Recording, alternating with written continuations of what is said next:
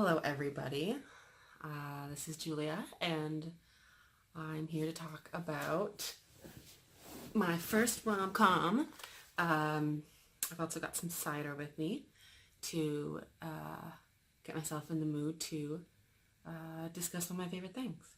So, the first romantic comedy that I wanted to talk about is My Best Friend's Wedding, which is, well, I chose this one because as far as I can tell, it's one of the sort of classic rom-com choices. It's sort of what people think about when they think about romantic comedies, and it has, Julia Roberts, who's such a classic romantic comedy star, and it was back in the late 90s, 1997 to be exact, and I think that was a bit of a rom-com heyday. I think that they were more popular, more were made.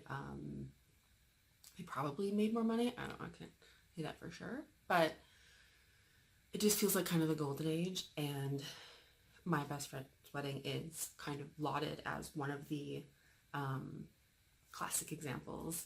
So just a couple of sort of informational things. So it was released in 1997, and it stars Julia Roberts, Dermot Mulroney,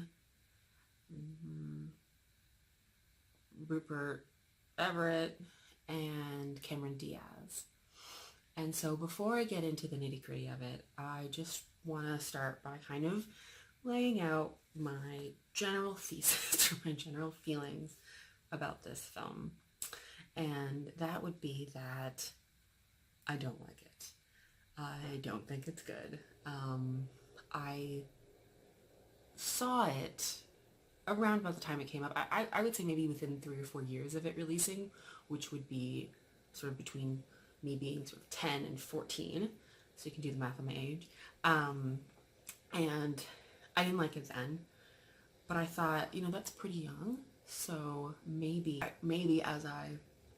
as I'm older now, I have a different perspective. I'm not quite so like, everything has to have a happy ending, blah, blah, blah.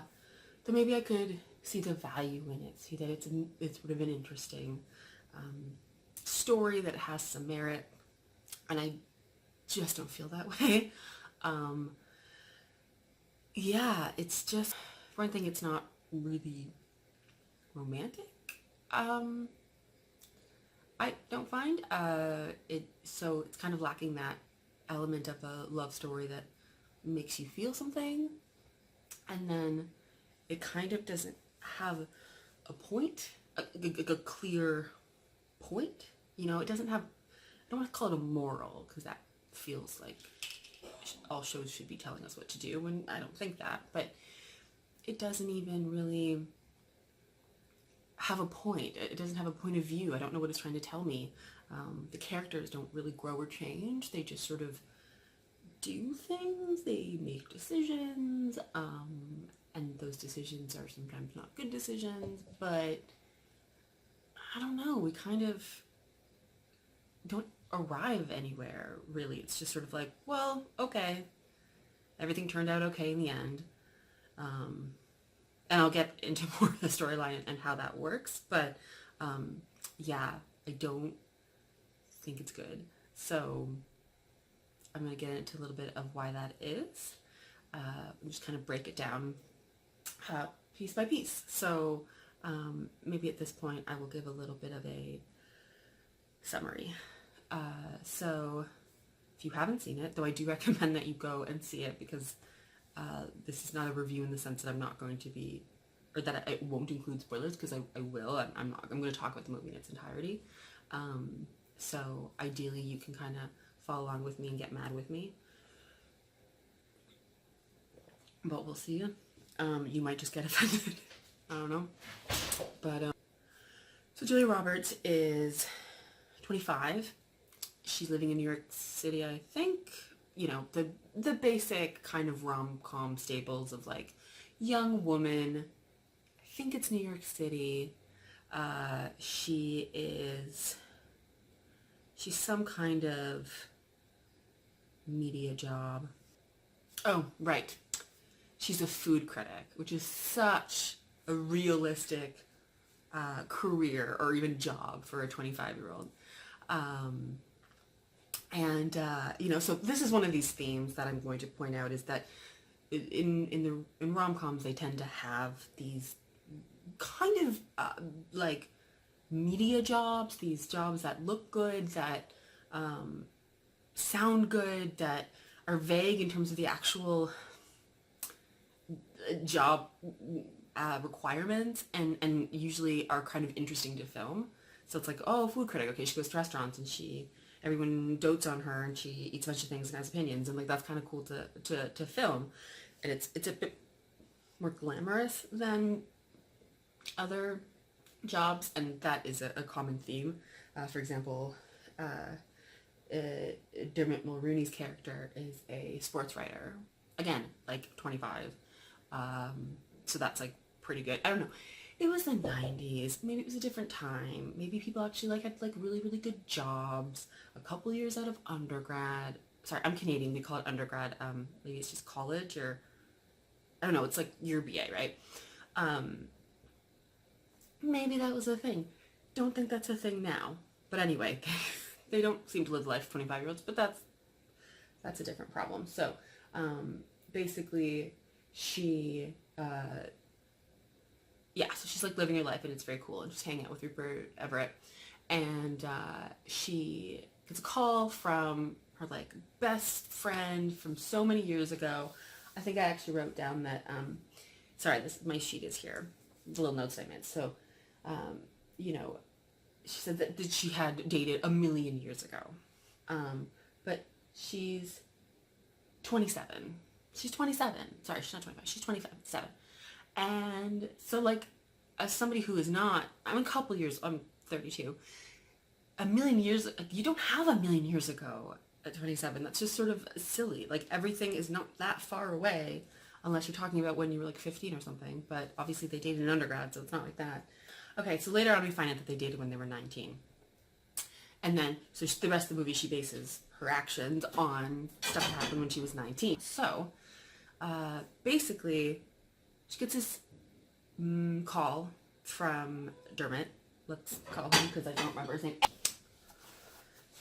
Sorry, I had to deal with a rogue cat, so he might be in a bit of a different position. But back to ranting. All right, so Dermot, because I don't remember what the character's name is.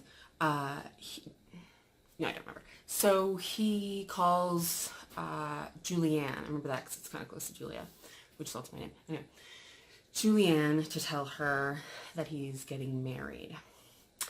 And she is upset by this because I guess they dated for a while and they were really close. And we find out she's talking to Rupert Everett, who, by the way, is like her sassy gay friend, which is like kind of progressive for the late 90s, but is also kind of not. Anyway, so she's talking to him, and she tells him that, they have this plan that if they both didn't meet anybody by the time they were 28, they would get married.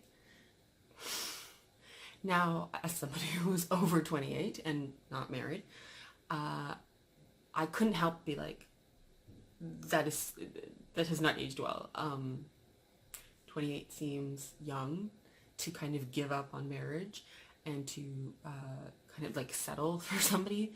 That made me feel very old, and it just, I don't know, it's just weird. Like that those milestones don't feel accurate at all anymore. So we find out that she's all upset because he was her backup plan, and they were both so independent and like carefree, and we sort of see that Julianne's pretty independent and carefree, as most rom-com heroines are,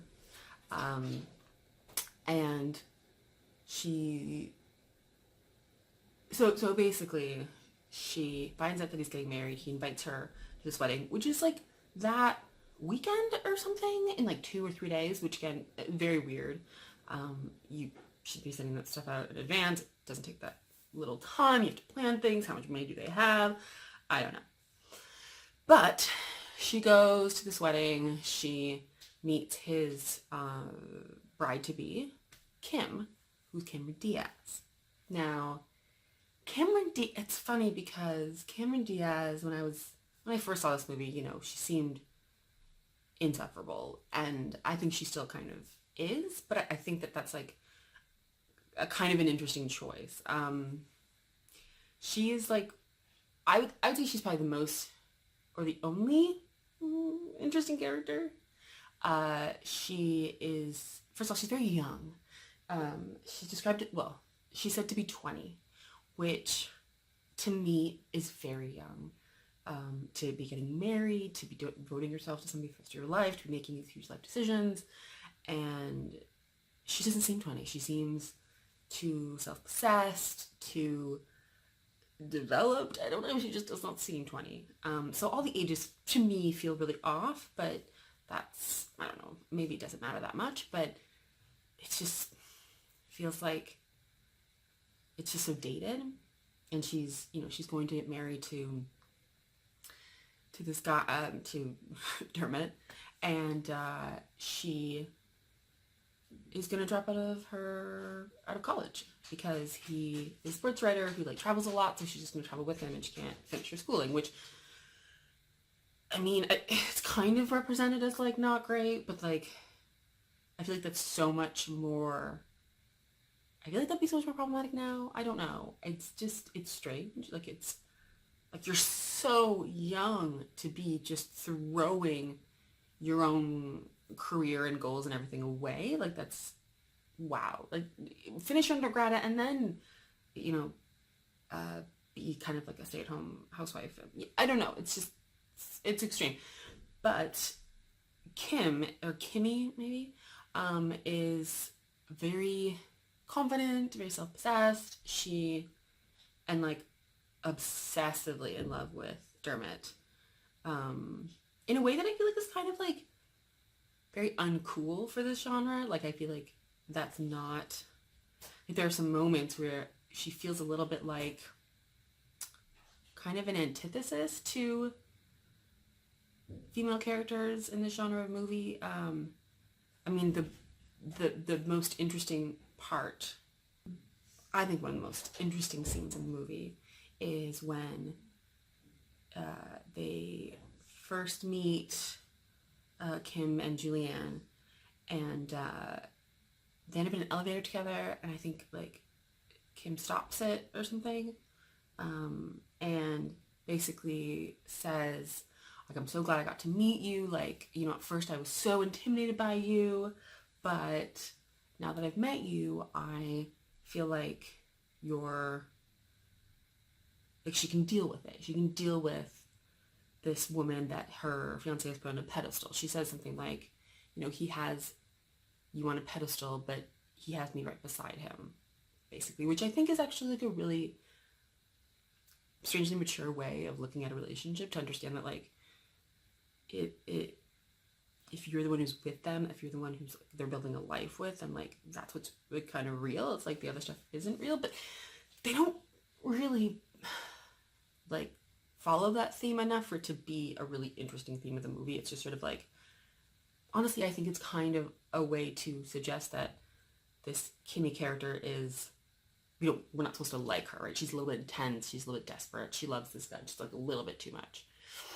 And it's quite the foil to Julianne, who is so kind of wishy-washy and independent and unsure about what she wants, and but like very, very cute about it, right? She's adorable in her kind of uncertainty and her jealousy and her feeling threatened by Cameron Diaz, although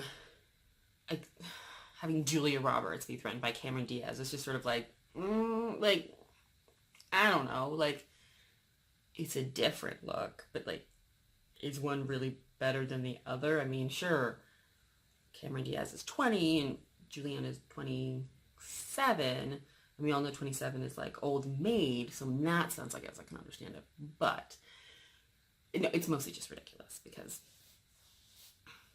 yeah, it's just kind of like, I don't know, like, he's dating somebody else and she seems to be a better fit, so like, what's your problem? Anyway, so we're introduced to Kimmy. She's kind of intense, but she's also very confident, and they seem really sweet together, Kimmy and Dermot. And so that's kind of set up. Then I don't think we're supposed to like Kimmy, because then Julianne decides that she has to basically end their relationship. And she knows that there's some issues with Kimmy's dad. I think Kimmy's comes from money, which I guess explains the whole whatever. I won't go to college anymore. And there's a kind of reference to the fact that her dad doesn't think that he has like a real job. I wrote this down.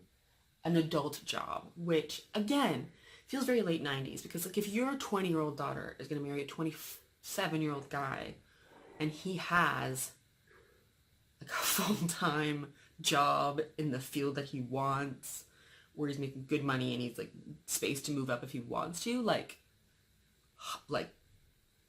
thumbs up, that's great, put a ring on it. Maybe it's just a different time now. I don't know. It has been 22 years. Oh my god, 22 years. It has been 22 years, so it's just maybe a different time. But it just feels like so off to me. But anyway, there are some issues, and Julianne basically plans to exploit them, and she does some really terrible things, and they kind of escalate. At first, she tries to embarrass Kimmy. It doesn't work. Everyone loves her. She's adorable, because she's so authentic. Like, that's the thing, is like Kimmy is so authentic as a person. She says what she's thinking and how she feels, and she isn't afraid of having intense emotions. She's not afraid of expressing her desires and expressing the things that she's willing to give up. And we may not agree with those. I certainly don't. But there's something very refreshing about it, and I don't know, it ends up making Julianne just seem so annoying, because she's known this guy for like 9 years and didn't do anything, didn't want to date him. They were just friends. And now it's like, how dare you? How dare you get married? How dare you fall in love with somebody else? I'm gonna like ruin this, which like, to me, it's so incredibly unrelatable. She's so unrelatable as a person. And I think a big part of it's not 100% necessary that you kind of relate to a character, but I think that it helps a lot. So she's not relatable, because she becomes kind of a crazy person. So the things escalate, and she eventually basically sends a fake email from Kimmy's dad trying to get Dermot fired from his job, which is a crazy thing to do. Oh yeah, and she also, at first she kind of suggests that Kimmy approached Dermot a certain way, and then Dermot gets upset because Kimmy wasn't ever supposed to approach him that way, and just basically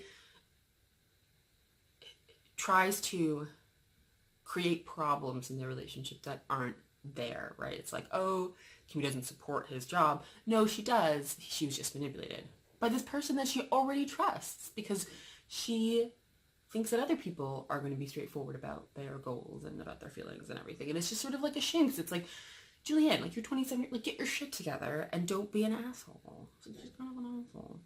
So it's just like kind of an annoying movie. And eventually she figures out that what she did was like not okay. And she tries to stop it. She tries to like go and delete the email so that it doesn't get sent out, but it does get sent out. And Dermot's very upset, and she feels awful, and then the wedding is off at some point, and I don't even remember. The wedding's off for a bit, and then it's back on because Julianne's trying to fix it, but then her and Dermot end up kissing because she tells him that she loves him, which I don't even know if we're supposed to believe her. Like, see, this is one of the problems. One of the many problems is that I feel like, so, you know, I know Julianne's name, I know Kimmy's name. Is his name? No, so I don't know his name. It's not in my notes. And Dermot's character is boring. He's boring. I mean, he's fine, right? He seems like a nice guy that women would want to marry, fine.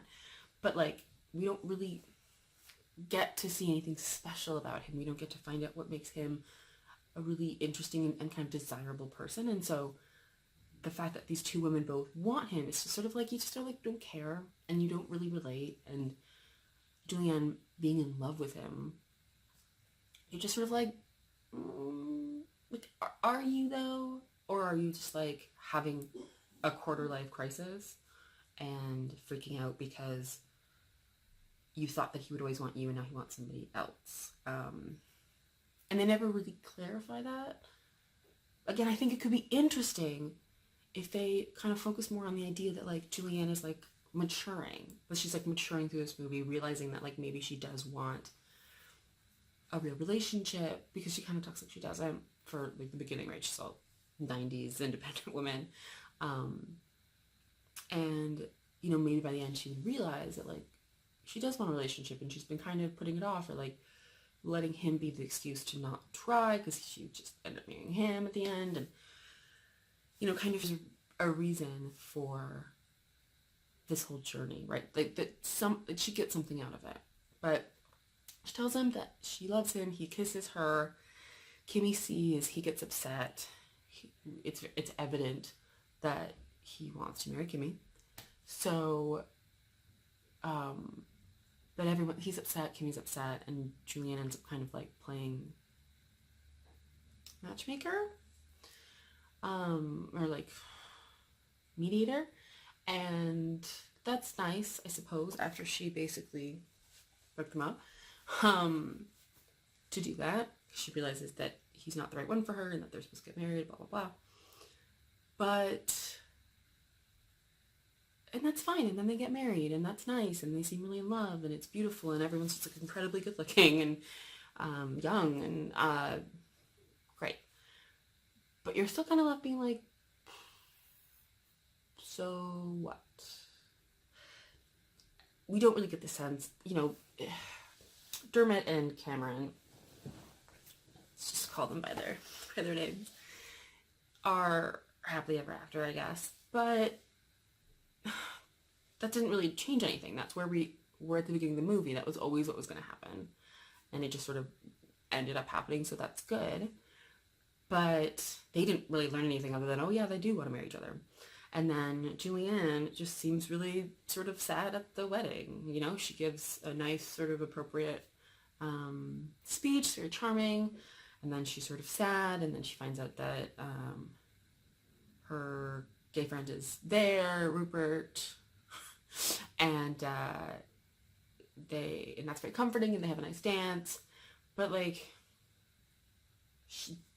did she learn it? Did anything happen? Has she come out a different person? Has she redefined her goals? Has she decided that she shouldn't be a monster?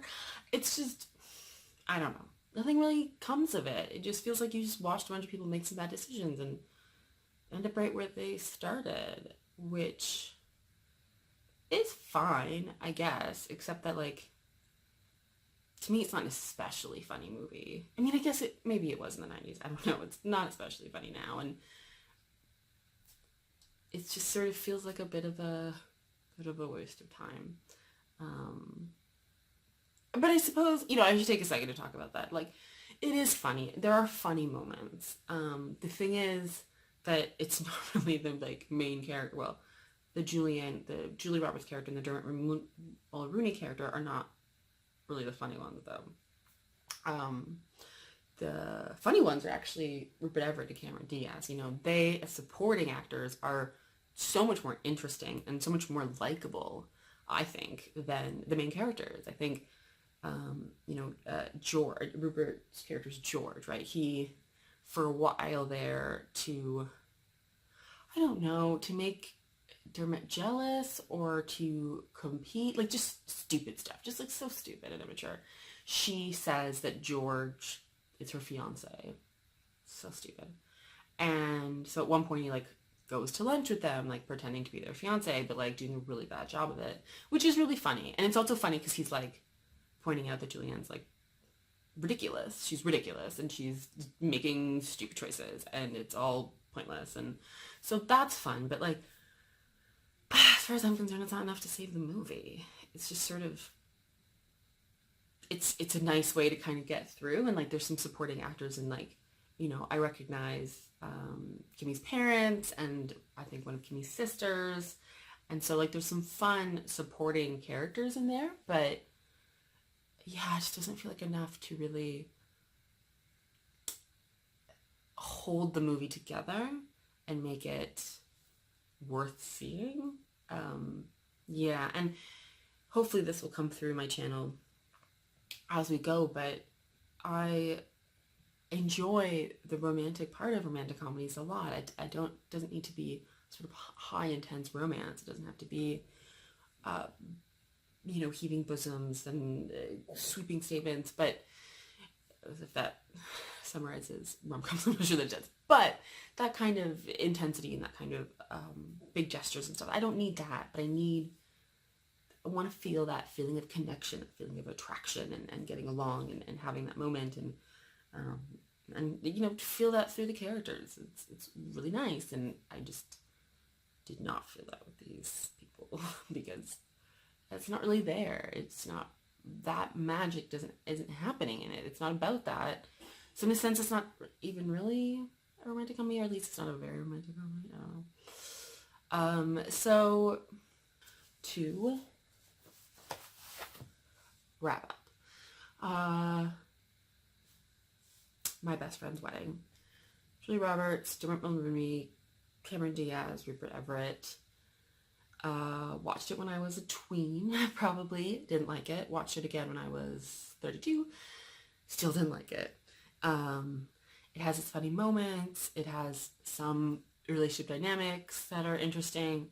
I think Cameron Diaz's character is really fun, and I think it's a little bit of a time capsule back to 1997, as I'm sure most movies from that time are going to be.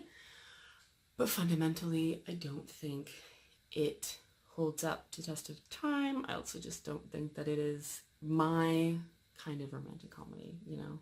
I don't need a happy ending, though I really, really like a happy ending, but I don't need it, but I like it, but I don't need it. But I need to feel like we've gone somewhere. I feel like we made the progress and things happen, something has changed. And I just did not feel that here, so yeah, that's my take. But I would be so thrilled to hear your take in the comments. I would love to hear what you think of it.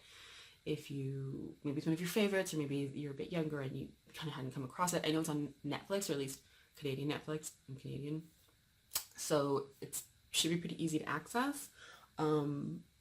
Because I've clearly made such a good case for you watching it. But I still think you should, if it sounded interesting, or if you want to see if you agree with me. Because I definitely want to see if you agree with me, or disagree with me, or have a completely different take. Like, maybe Kimmy and Julianne should have run away together? I don't know. I'd be really into that. So, yeah, leave your take in the comments, and I will be coming back to you with another rom-com soon. I'm thinking that I might go between sort of classics and then new stuff, and the classics and new stuff to kind of provide a balance, because I have so much to say about the classics, but I also really enjoy watching ones that are just coming out and figuring out what I think about them, and then telling a bunch of people who I hope will care. So I think that's it for me, and I'll talk to you guys later. Bye.